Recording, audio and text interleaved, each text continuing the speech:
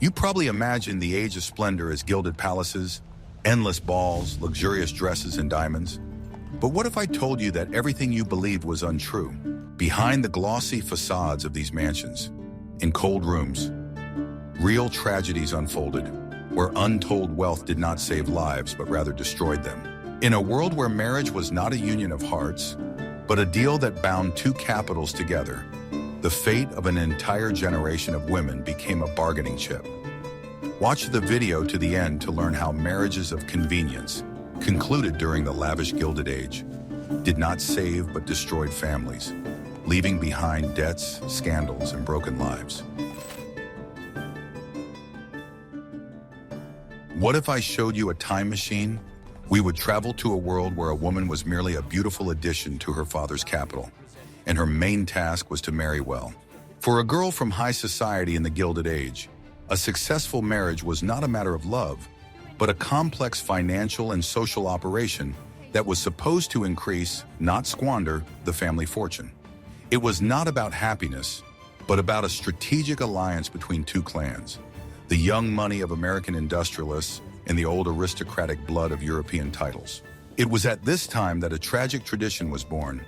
American princesses from millionaire families, such as the Vanderbilts or Astors, were married off to impoverished but noble European lords. American fathers bought their daughters the title of Countess or Duchess, which was unattainable in their homeland. European families, in turn, received a life-saving cash injection that could pay off years of debt and restore dilapidated but prestigious estates. Often these marriages were an absolute disaster because the young people who entered into them had nothing in common except a stamp in their passports. A girl raised in an atmosphere of American business acumen found herself in the conservative, cold atmosphere of a European castle, where she was perceived only as a source of money. The European groom, accustomed to idleness and lack of responsibility, found it difficult to come to terms with the idea that he now had to manage the fortune he had acquired. These unions, formed on the pages of newspapers and in ballrooms, often led to profound personal tragedies, where luxury hid loneliness and pain. The money that was supposed to be the foundation turned out to be poison, corroding relationships and leaving emptiness. A purchased title often did not bring respect in a foreign country, but only became a cause for constant humiliation and contempt. Do you agree that European titles of that time were meaningless? Please share your thoughts on this in the comments. Are you ready for the shocking truth about how European aristocrats lived during the Age of Splendor? The titles that were so prized by American millionaires were often the only thing left to old European families. These ancient families, who once owned half of Europe, were deeply in debt by the end of the 19th century, and their majestic castles required urgent and costly repairs. It was American money that was supposed to save them from complete ruin. The problem was that American brides and their fathers did not always understand the true scale of the disaster. They saw only the title and coat of arms, unaware that beneath all this tinsel lay years of financial problems that even a large dowry could not solve. The bride, who brought $1 million with her, expected that this money would go towards her personal maintenance and well-being, but more often than not, it was immediately spent on paying off credit card debts and mortgages. Many of these marriages of convenience were akin to financial suicide for the American family, which lost a large sum of money without any real guarantee of their daughter's well-being. European aristocrats had no experience in managing modern finances. They were accustomed to living lavishly and did not know how to save. As a result, the money received was quickly squandered, and the young countess found herself in the same position as her husband, in debt. These stories were full of drama. American girls, accustomed to comfort and freedom, found themselves locked up in cold, damp castles. They had to endure humiliation from their husbands' numerous but poor relatives, who saw them exclusively as a gold mine. Their golden cage turned out to be not only boring, but also downright uncomfortable, with leaky roofs and no heating. Happiness in such conditions was rare, and scandals and conflicts were commonplace. Marriage for the sake of a title often resulted in a girl losing not only money, but also her own personality, freedom, and, worst of all, her hope for a happy family life. A young wife quickly realized that she had not bought respect and love, but only the right to call herself a duchess in a crumbling estate, and this realization was unbearable. But are you ready to find out how one American bride was able to turn these marriage rules to her advantage, and what she did to achieve this? Guess how long it took American millionaires to realize that they were simply being used.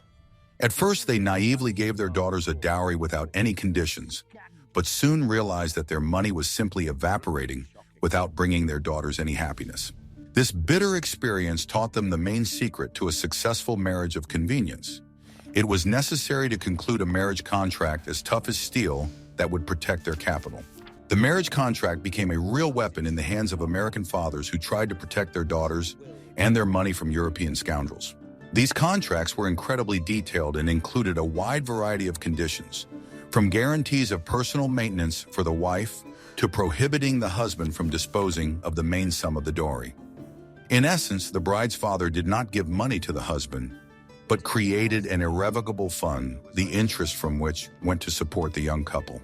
European aristocrats initially perceived such conditions as an insult to their dignity. They believed that such legal measures undermined trust and were humiliating to their ancient lineage. However, hunger and need proved stronger than pride, and they had to sign these oppressive contracts in order to obtain at least some part of American wealth.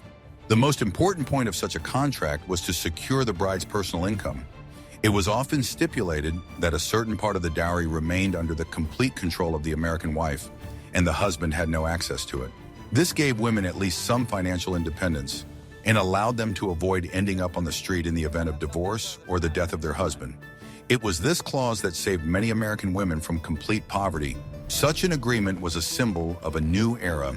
It showed that old European traditions were giving way to American business acumen and pragmatism, which began to dictate their own terms. For the first time in the history of marriage, the money of an American industrialist proved stronger than the title of a European duke.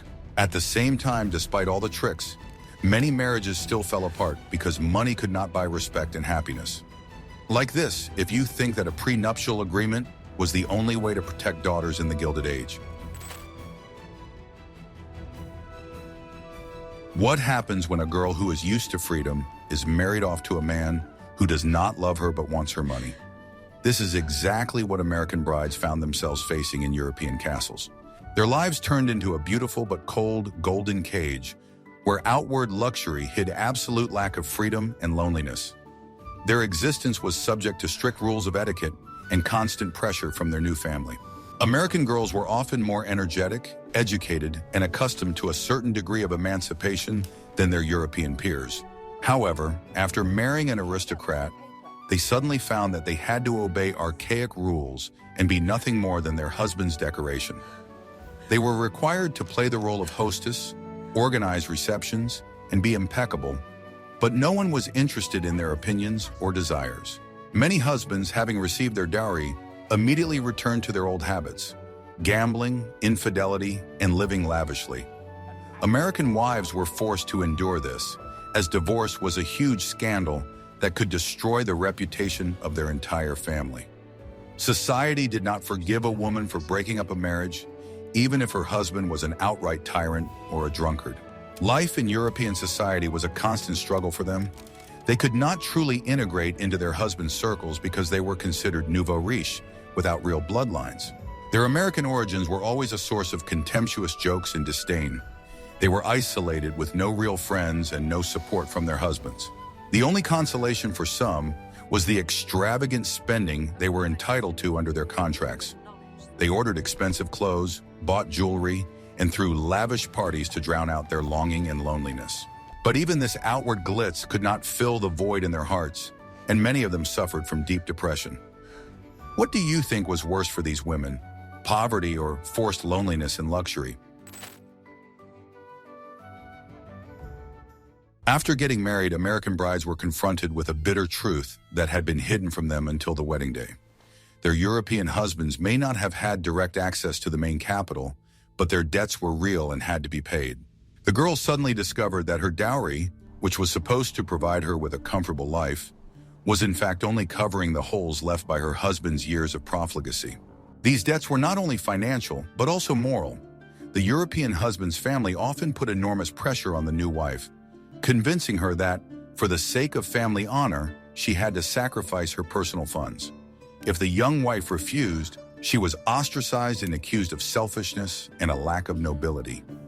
It was a sophisticated form of manipulation. The most common type of debt was the cost of maintaining old but dilapidated estates. Repairing the leaky roof of the family castle or installing modern plumbing cost a fortune, which the husband could not afford. The bride, with a heavy heart, was forced to spend her personal money to save someone else's inheritance, which would never become her own. In addition, husbands often had large car debts or debts to moneylenders, who came to collect immediately after the wedding. These debts were the most shameful secret that European families carefully concealed. Paying off these debts meant that the young family did not start their life with a clean slate, but with a huge financial burden that quickly consumed all their disposable income. As a result, the luxury that surrounded American wives was an illusion. Behind the golden velvet lay unpaid bills, unfriendly creditors, and a constant fear of ruin. Life in the golden cage was not sweet, but bitter, and the wealth they brought only prolonged the agony of a dying family. What if I told you that the main architects of these unhappy marriages were the mothers? In the Gilded Age, the mother of the bride from American high society, often referred to as the matchmaker mother, played a decisive and virtually unchallenged role in arranging the marriage. She was the one who made the key decisions, conducted negotiations, and devised strategies. Her goal was not her daughter's personal happiness, but a dramatic increase in the family's social status. For the sake of the coveted title, she was willing to make any sacrifice and use all available means. For these women, marriage was not a romantic union, but a social project. A titled husband meant entry into European aristocracy, recognition, and respect that could not be bought directly. The mother perceived her daughter as the family's main asset, capable of opening doors to high society. The girl's own emotions, feelings, and desires were practically ignored. The main thing was to achieve a result that would strengthen the position of the whole family. These mothers organized real marriage campaigns, thought out down to the smallest detail. They required huge financial investments and precise calculations. Families rented luxurious houses in London or Paris to be closer to aristocratic circles. Lavish balls, dinner parties, and receptions were held, to which only the right people were invited. Every detail had to demonstrate wealth, status, and readiness for a profitable union. In this system, a daughter was just part of the strategy. Her appearance, manners, and behavior were carefully controlled. She had to look like the perfect match, meeting the expectations of high society. Any mistake could ruin her reputation and destroy months of effort.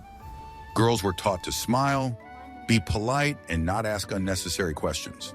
The social pressure on families was enormous. If a girl was not married by the age of 25, she was considered an old maid. This was perceived as a personal and family failure. A stain was placed on the family's reputation that was difficult to wash away. The mother felt responsible and feared the condemnation of society. In pursuit of a title, such mothers literally pursued potential suitors. They were not very interested in a man's character, habits, or moral qualities. His reputation could be questionable and his past scandalous, but that did not matter much. The main condition was one, the presence of the right title. Everything else was considered secondary. The girls themselves had virtually no say in the matter. They were raised to be strictly obedient and accustomed to submitting to their parents' will from childhood. Any attempt at resistance was perceived as ingratitude and rebellion. In cases of disobedience, they faced complete ostracism. A girl could be deprived of her inheritance, support, and even communication with her family. They were taught that personal happiness was not important. They were taught that duty to the family and social prestige were more important than love. Marriage was presented as a duty, not a choice. This system was based on the complete suppression of women's will and individuality. Personal desires were considered selfish. Many of these mothers sincerely believed that they were doing the right thing. In their understanding, a title meant security and stability. They believed that they were providing their daughters with a future in which they would be protected from poverty and humiliation. Love, on the other hand, was perceived as something unreliable and temporary. They did not realize that this luxurious life could turn into a golden cage. A purchased title did not guarantee respect, happiness, or peace of mind. Often such marriages turned out to be cold and cruel. As a result, maternal care turned into a form of control and pressure. Maternal love became tyranny that destroyed the destinies of daughters. Women found themselves locked in loveless marriages, deprived of freedom of choice and voice. The outward glamour hid deep personal unhappiness. Do you think these marriages can be considered a form of human trafficking? In Gilded Age society, divorce was not just a legal procedure, but a real social stigma, especially for women. An American woman who found herself in an unhappy marriage faced almost insurmountable obstacles if she decided to break off the relationship with her husband. It was an unwritten rule that put her in a hopeless situation. Obtaining a divorce required a huge scandal and public disclosure of the most intimate details of one's life, which noble families tried to avoid at all costs. A woman had to prove her husband's guilt, infidelity, cruelty, or profligacy. Often this required hiring private detectives and gathering dirty evidence. If the divorce did go through, the woman bore the burden of public condemnation. In the eyes of high society, she was a divorcee, which meant an instant loss of social status and exclusion from many circles. She was no longer invited to receptions, and her reputation was forever tarnished. At that time, this was tantamount to social death. Men had much more freedom in this regard. A divorced aristocrat could easily marry a second time without his status suffering. A woman who lost her husband and reputation, however, could rarely count on remarriage, which was the only legal means of support for her. Society was cruel and unfair to women. Many women preferred to remain in unhappy marriages, enduring humiliation and infidelity from their husbands. Just to avoid the shame of divorce, they sacrificed their personal happiness for the sake of preserving their reputation and financial well-being. It was this fear of public condemnation that made the golden cage so strong. Outwardly, the lives of the Gilded Age aristocrats seemed flawless. Perfect manners, expensive clothes, and smiles at balls. However, behind the closed doors of their mansions, passions ran high, constantly erupting into loud scandals. These scandals were the dark side of marriages of convenience, which the media happily brought to public attention. The most common causes of scandals were husbands' infidelity and their addiction to gambling. European lords, spoiled and irresponsible, often had mistresses whom they supported with money received from their American wives. When the truth came out, it led to loud quarrels, sometimes even resorting to physical violence. Another reason was financial fraud. Husbands tried to cheat on their marriage contracts, withdrew money from their wives' trust funds, or mortgaged property that they had no right to mortgage. When American fathers found out about these actions, they hired the best lawyers and the case went to public trial. The most dramatic scandals involved the fight for children. In the event of divorce, under the laws of the time, children almost always remained with their father. American mothers who had left their homeland and had no support often lost their children forever. This was the most terrible price they paid for their golden marriage. These family dramas, which became public knowledge, destroyed not only the lives of the spouses, but also those of their relatives. Family clans that strove for perfection found themselves caught up in a whirlwind of gossip and disgrace. Thus, marriages intended as a means of strengthening one's position often became the cause of its complete collapse. The most tragic result of marriages of convenience was the lost youth and broken hopes of American brides. Girls full of energy and faith in love suddenly found themselves in a world of cold pragmatism, where no one cared about their feelings. They lost years of their lives in unhappy unions that slowly but surely destroyed them from within. Many of them married very early, at the age of 18 to 20, when they still had no life experience. They did not have time to understand what they wanted from life and could not assess the character of their future husband. Their whole life was planned by their parents, and they had no chance to choose their own path. They quickly realized that title and wealth were not synonymous with happiness. The promises of luxury and eternal respect turned out to be lies, and the husband they were supposed to respect turned out to be a stranger and an unpleasant person. This realization came too late, when the marriage contract had already been signed. Some of these women found solace in charity or social work, trying to fill the void in their lives. They built hospitals, opened schools, and helped the poor, becoming philanthropists. This work was their way of finding the meaning in life that marriage had denied them. Others sank into melancholy, becoming shadows of their former selves. Their energy faded, and they turned into sad, disappointed ladies who sadly recalled their American youth. Their lives were a vivid example of how even untold wealth cannot buy the most important thing: personal happiness. The stories of marriages of convenience during the Gilded Age are not just pages from the distant past. They are lessons that are relevant to our time. They show that attempting to turn marriage into a financial transaction, disregarding feelings and personality, always leads to disaster. These dramas are a warning about the dangers of placing material considerations above human relationships. The Age of Splendor teaches us that money and titles are just external trappings that cannot hide inner emptiness. Marriages entered into for the sake of social status or financial gain lack the most important thing: mutual respect and love. It was the absence of this foundation that led to debt, scandals, and ruined lives.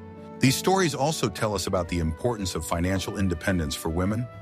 American women who had their own capital, protected by contract, had a better chance of surviving in this cruel world. Independence gave them the opportunity to leave a tyrannical husband or mistress, something their less well-off contemporaries were deprived of.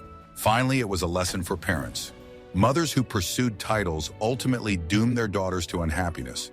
They demonstrated that parental ambition, unchecked by love and concern for the child's well-being, can be a destructive force. The real value is not a title, but a happy and free life. We have examined the dramatic stories of the Gilded Age, where outward glamour concealed pain and lack of freedom. Marriages of convenience, which were supposed to strengthen the financial and social position of families, often actually led to their destruction. These stories are clear proof that no title or $1 million can replace simple human happiness and respect. The broken lives of American women in European castles are a tragic but important lesson that we must not forget. What moment in the lives of American brides during the Gilded Age struck you the most? Was it the persistence of matchmaking mothers or the cruelty of European aristocrats? Write your opinion in the comments. Also, don't forget to subscribe to our channel so you don't miss out on new research into historical and social mysteries.